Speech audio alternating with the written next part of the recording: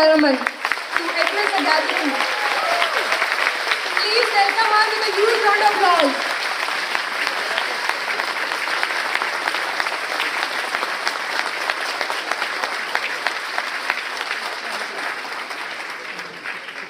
Thank you very much. Namaste and good evening. First, let me thank you all for being here on a Sunday evening.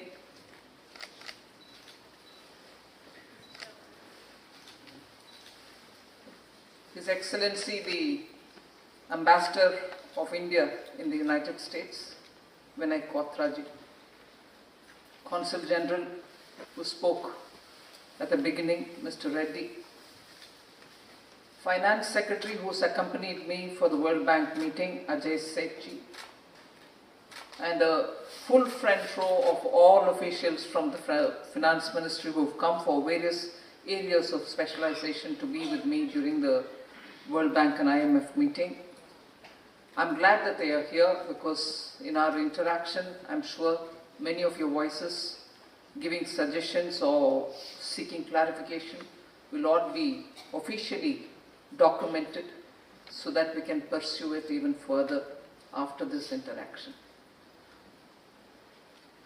It's always a great pleasure for me. I've done this once before in possibly 2022 when I'd come to the Bay Area.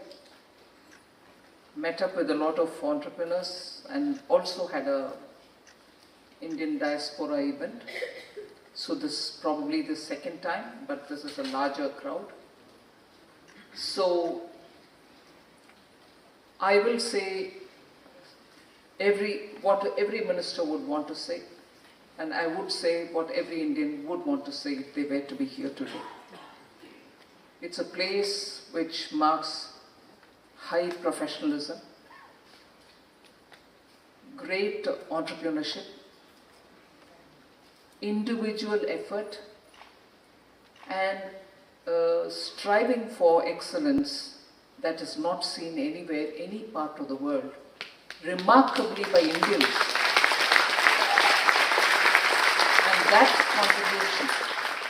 And that contribution has, in the post-globalization era, shown what, if entrepreneurship is given as an important activity, the space for it to function without any obstruction, what it can yield for the entire world, largely our community, the Indian community, but I'm sure there are so many others who have equally contributed to it.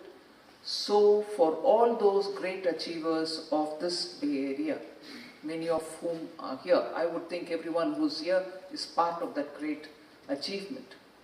My first big word of appreciation and thank you to showcase to the world that if there is entrepreneurship, the drive towards achieving excellence, and the effort and determination, wherever you are in this earth, you can showcase your achievements and become that pole star which everyone would want to look up to and say, that's how we should do something here. And so Bengalurus of the world can come about and showcase. So I'm very glad to be here. Motivates me. Sometimes I have a little cold sweat because standing before great achievers, I'm talking about things which probably all of you already know. But since I need to make an opening with you, I'd like to tell you that the ambassador was right.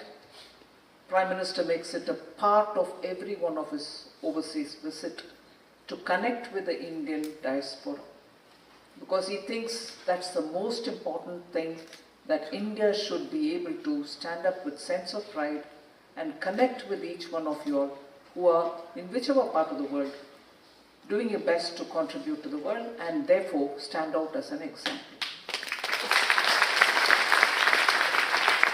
So today, the Indian diaspora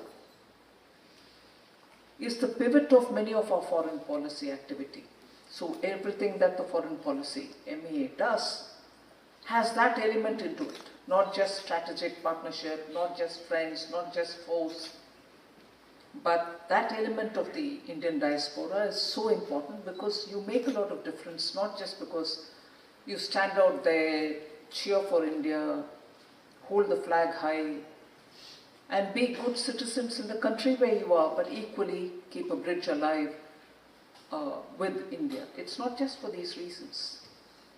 But more importantly, it is through your ideas, your innovation, your new age ways of doing things, your transparent approach to governance. You're laying bare what human beings can do to their maximum if things are made easier on them. All these are today the struggle of many countries, not just India. I want to say this to you. I was transiting via Germany this visit and passed through Austria just 10 days ago when I had gone to the UK. The inputs that I get from there tell me very clearly what last 10 years under the Prime Minister's leadership, under Prime Minister Narendra Modi's leadership, India is continuously, relentlessly pursuing. Ease of doing business, transparency in governance, simplifying governance, maximum of governance, minimum of government. Such approaches which Prime Minister Modi is known for, we think are the baggage that developing countries, emerging market economies, countries like India which want to come out of their 60, 70 years of lethargy have to do, and therefore it is a story which every emerging market country would tell you, or countries like India would tell you. What surprised me, and this is not a consolation for me, but what surprised me was that in European countries too, which were once upon a time the leaders, imperial forces, they were setting the standards for what governments can do with good, favorable policy for industry, for businesses, for entrepreneurship. They have accumulated so much of undergrowth in their governments. To weed them out is the task which many of the new governments which are elected in the recent past in Europe are going through. So when you hear that, and when you look at Prime Minister Narendra Modi's vision that you do this first to make the country easy to live in, easy to operate in, easy to work in, and therefore make government be present in minimum areas, but governance to be improved, you just think it is therefore not something which India has to do because you were under colonial rule, or India has to do because the pace at which the earlier governments probably didn't do, we have to make up for. But it is today the feature of many, possibly even governments which are developed in developed countries. So the reason why I have to bring that here is, one, the visionary leadership, a stable government, continuing government which gives a sense of support and stability are making the difference for India. Stability in government, stability in policy, stability in taxation policies particularly, and making sure that the corruption at the higher levels are all removed. These are the kind of things in which Prime Minister started, and at that time within India the narrative was, well, yes, it's high time we did it because India is suffering for good governance. Without good governance we are suffering. But today, with the global uncertainty because of various different reasons, as I repeatedly say, VUCA, volatility, uncertainty, and an element of not having constancy, and ambiguity, all of which are giving us the feeling that every part of the world is today wondering what is going to happen tomorrow morning. Uncertainties existed always, but not at this scale, not at this frequency, not at this intensity. And as a result, in the last 10 years, what we did for India and sort of lifted it out of that lethargy, you find you're now primed to face the global uncertainties, and therefore you're confident you can pass this season through. And that is the credit which I want to give the Honorable Prime Minister. Relentless pursuit for clean, good governance.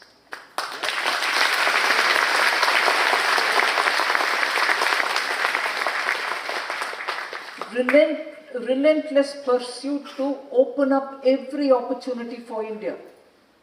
New technologies, youthful entrepreneurship, skilling, bring in advanced chemistry, which is so required for your large-scale batteries. Look at the commitments for renewable energy. Not just commitments, fulfilling those commitments well in time. And I repeat this everywhere, well in time with your own resources. Global commitments were made. $1 billion so and so for every year. Whether that comes or not, it hasn't come is the truth, which everybody knows. But we didn't wait. We went about improving. That is why you find that by 2030, the nationally determined commitments which were given for climate action, India is well in time to fulfill each one of them. So, every area has been opened up. India, because we are the largest populous country, our youth population is very high. Job opportunities are being created through government. Employment-linked incentives are being given. In July 2023 budget, we had come up with 4 major supporting first-time employers, supporting and giving subsidies to the employers, making sure we come up with an internship in top 500 companies so that our youth can be exposed to what it takes to get a job, what skills are required, and also enabling states to have such training centers for giving training and upskilling our youth. So, this is one elaboration that I've done, but the productivity-linked incentive scheme, which is offered to 14 different sectors, many of which are newer areas, semiconductors, photovoltaic cells for the solar power, equally supporting startups, giving a fund of funds so that they can benefit from it, as much as looking after the desperately needy poor, not forgetting them. So I can elaborate on each one of these, but I'm sure watching India closely, all of you all are well informed on the subject, so I wouldn't want to elaborate and take your time. I look forward to the interaction. But I would for a minute elaborate on what Ambassador rightly said, since you are here. The India-United States relationship is of a special relationship category. It is a strategic partnership. It's a comprehensive strategic partnership. And since I was in defense earlier, and even now, the kind of decisions that we're taking are well integrating us into the defense areas as well of the United States. And there is something which is a kind of a compact where comprehensive capitalization of the opportunities that exist for military partnership and also for accelerating commerce and technology, the compact, is also something which is being activated. So it is not just the trade relationship. In United States is the biggest trading partner for India. And that is why in February when Prime Minister of India came, Shri Narendra Modi ji announced what is today 210 billion trade partnership will touch 500 billion by the year 2030, which is another 5 years. So it is just not words or MOUs, it's action-related relationship. And in that, the role that the diaspora plays, I see is a very important one. Not just being a live bridge, not just being the center for our foreign policy or for many of our industry policy and so on, but each one of you all have something unique which the Indian diaspora is well known for. You've not lost ground, you've not lost touch, you've not lost memories of India, and you keep that alive, not just with a cultural performance, but in so many different ways. And for that I appreciate you.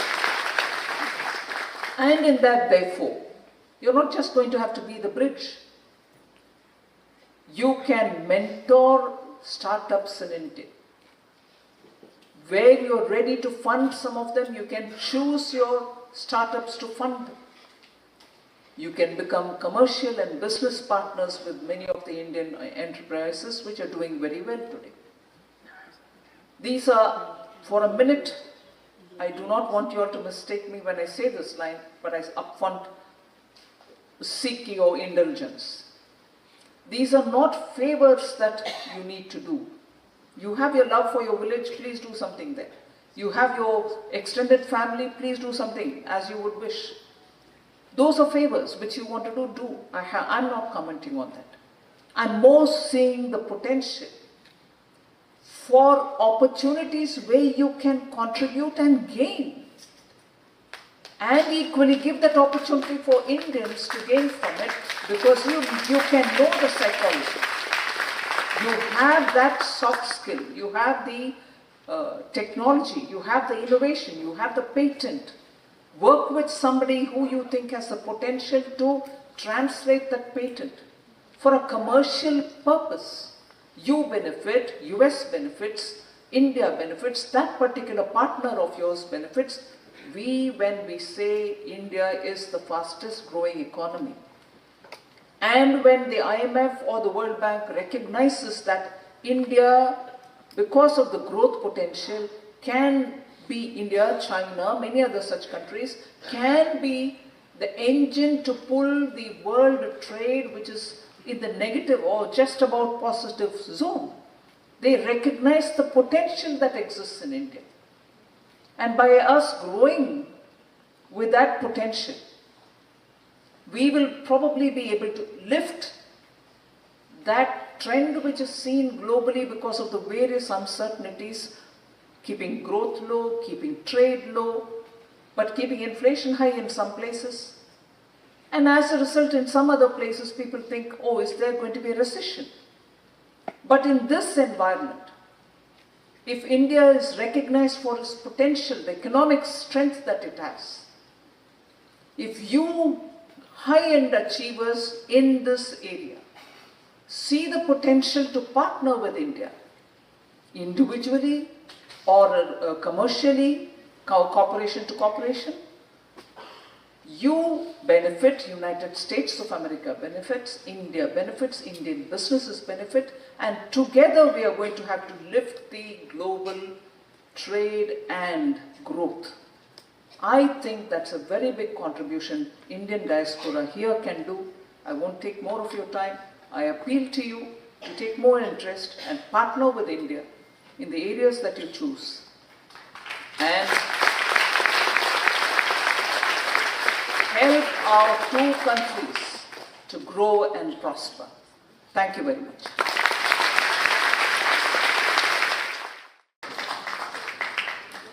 Welcome to Bay Area, ma'am. It's indeed an honor to be in your presence, and from women to women, we are very proud of you. You lead by example, and thank you so much. Thank you. And indeed, it's great to know that you said, yes, our heart is in our motherland, and amazing leaders and entrepreneurs in this room. But this question that we ask always, what is the primary need of the hour right now, the way we all can focus. I know the startup revolution is amazing, the IT revolution, the AI, everything is amazing. But besides that, education, focus on women. What is the primary need that you expect, some of us at least, to focus on? Primary.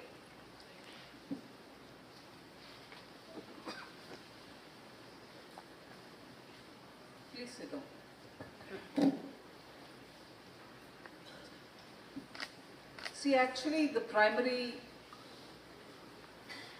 focus is Vikasit Bharat 2047. But for which, how do you achieve it? What's the path? Where do you go? Do you pick up on some? You don't pick up on others?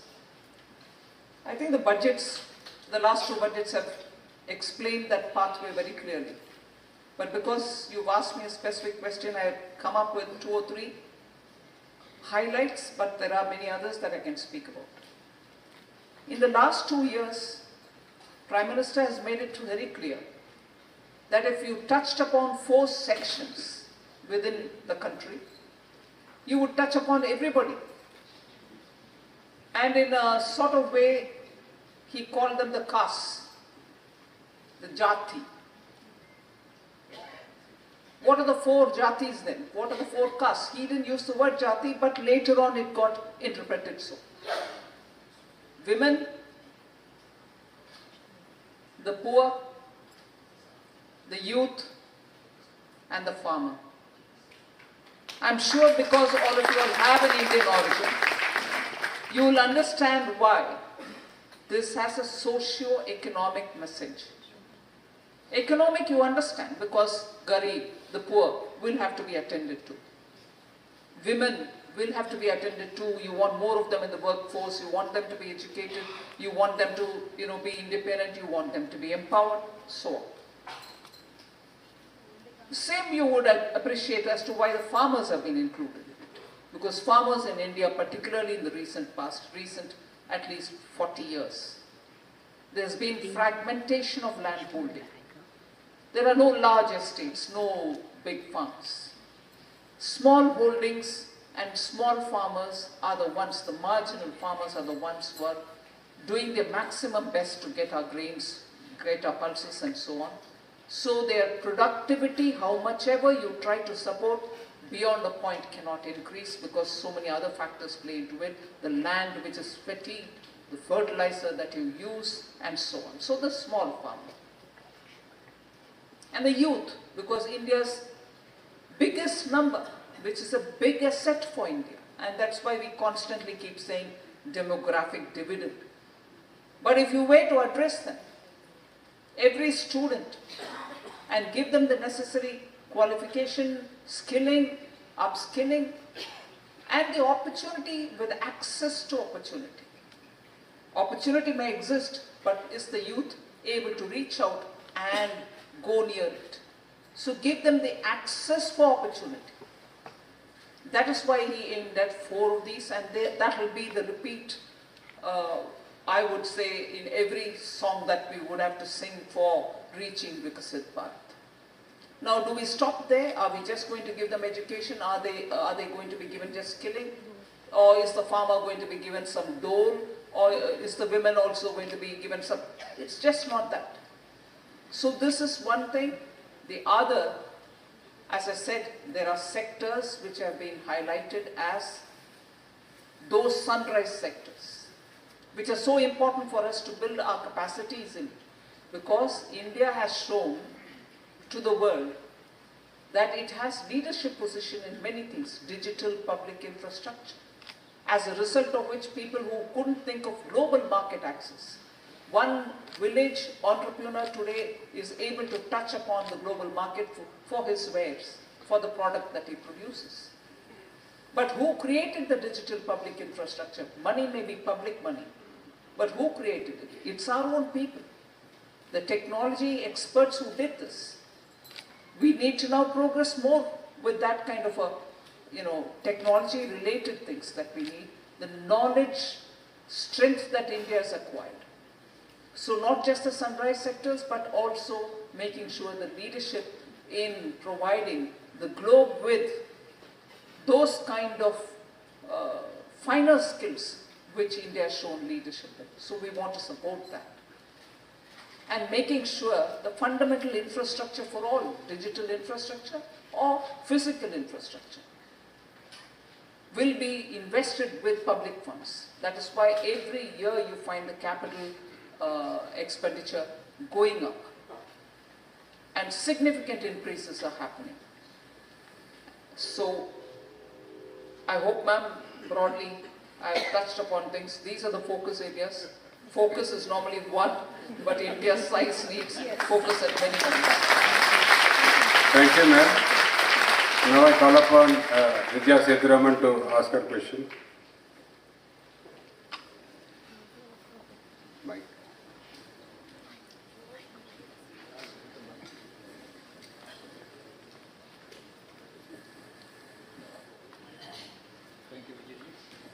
Vidya.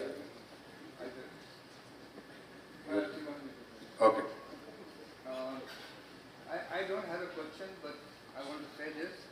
Welcome to the Bay Area, Honorable Minister of Finance and Affairs, Smt Nirmala Sitharaman.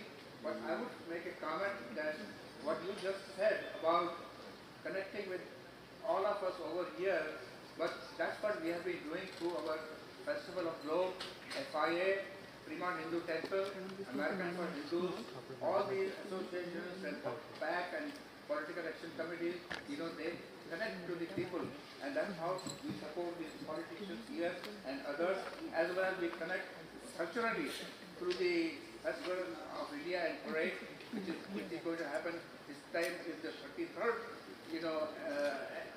parade. We have been doing it for 32 years, and that's the biggest parade in the whole of the New York, America, So what you just said, we are trying to do that in our own way. Thank you very much. Thank you, Verma ji. Now I call upon Chandrasekhar Azad to ask his question. Hello. Thank you, Dr. Srikar Reddy Garu, for making this possible, connecting the Indian diaspora with Indian government. Madam, thank you very much for the insightful information. My name is Chandrasekhar Azad, representing Spandana Foundation and Hindu Community Cultural Center in Livermore Temple.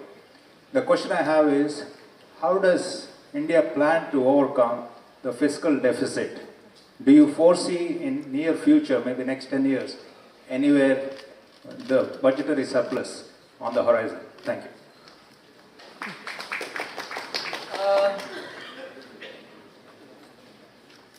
I don't know if you take interest in reading India's budget statements. They are long sometimes.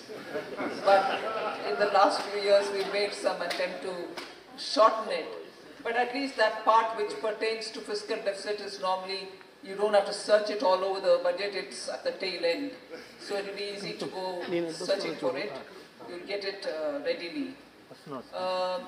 It was during COVID, when because of the lockdown, the deficit actually rocketed up.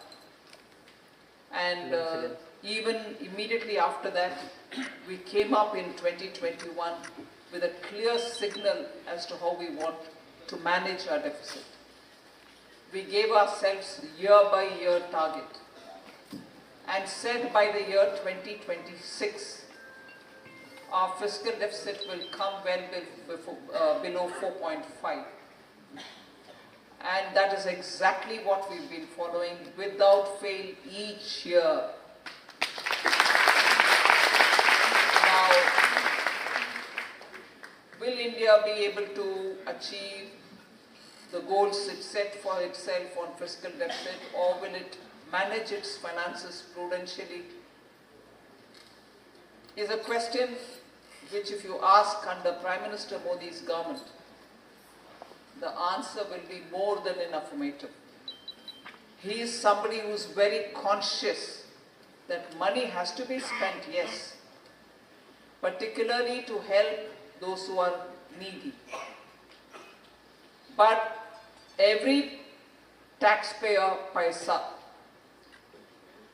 will have to go to the right cause, be spent properly, and you should get the bang for the buck, is something which even as a Chief Minister in Gujarat, Prime Minister Modi had followed, and that's the principle with which he is running the government even now.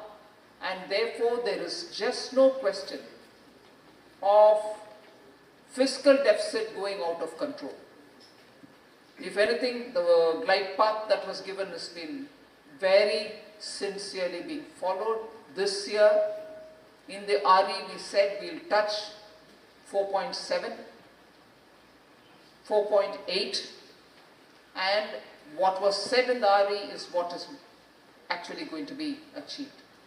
And that's also part of what we announced in 2021, and the coming year we should reach below 4.5.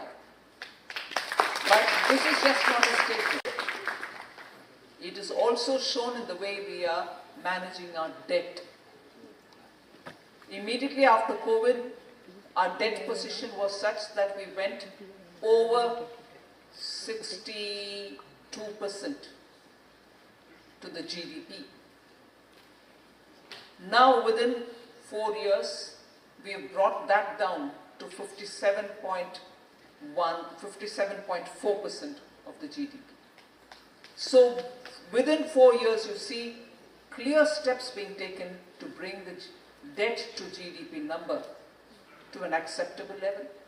And in the July budget, we have very clearly said by 2030, the debt to GDP will come closer to 50%, where it reached 61% or some closer to 61.4. We have given a statement saying we'll bring that down before 2030, closer to 50%. Whilst even well-developed countries have over 100% debt to the GDP, and that's how we are managing ours. So if your concern is well taken, and I'm giving you the response to how we are managing it. Thank you. Thank you, ma'am. Mr. Sunil Varghese, is there? Okay.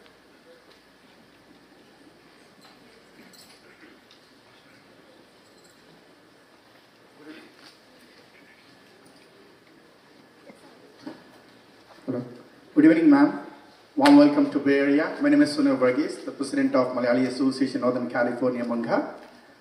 My question is related to one of the hot topic which has been going on since last couple of weeks regarding the reciprocal tariff.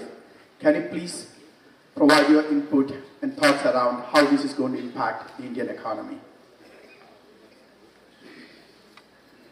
Thank you. I thought somewhat I did mention it during my opening remarks. We are one of the countries which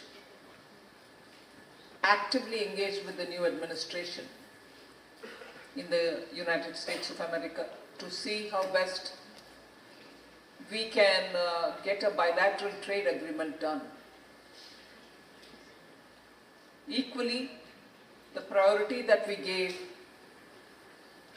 to engage with the government here is more than obviously seen with Prime Minister himself visiting the United States in February.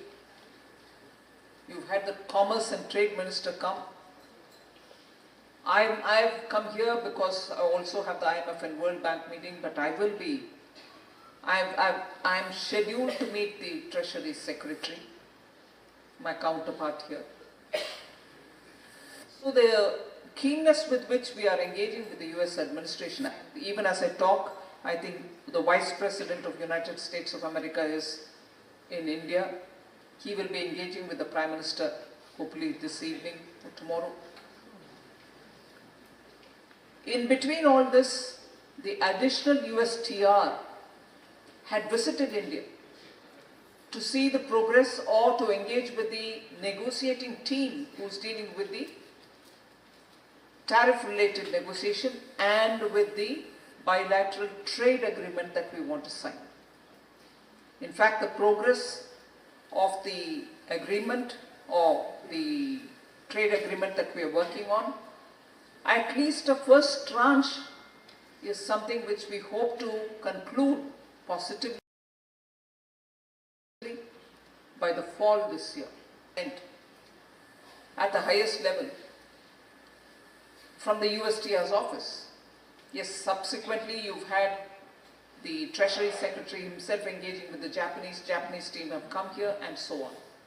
So the long and short of engaging with the US is not just for tariff related, this reciprocal tariff related matter, but in the interest of keeping an agreement in mind and in the interest of our largest trading partner with whom we need to have an agreement, we are working in order that by fall this year, we should at least have the first phase of the agreement signed.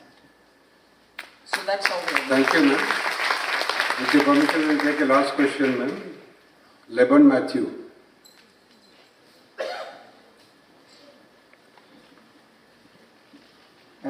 Welcome to Bay Area. My question is, how does current budget allocation help India achieve future world leadership goals?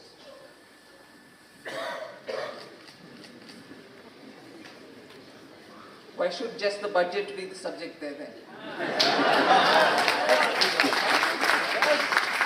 Our achievements for the startups, our achievement in the space sector, our achievements post, let us say, 2022 in the semiconductor area, and also in the renewable energy space, with us coming up with a small modular nuclear energy as an alternative, because the GCCs are coming in a very big way to India. You need the base energy. So there are so many different ways, and also for that matter, in the World Bank, the knowledge partnership that countries want to have. World Bank is the repository of various kinds of best practices in various socio-economic sphere in finance.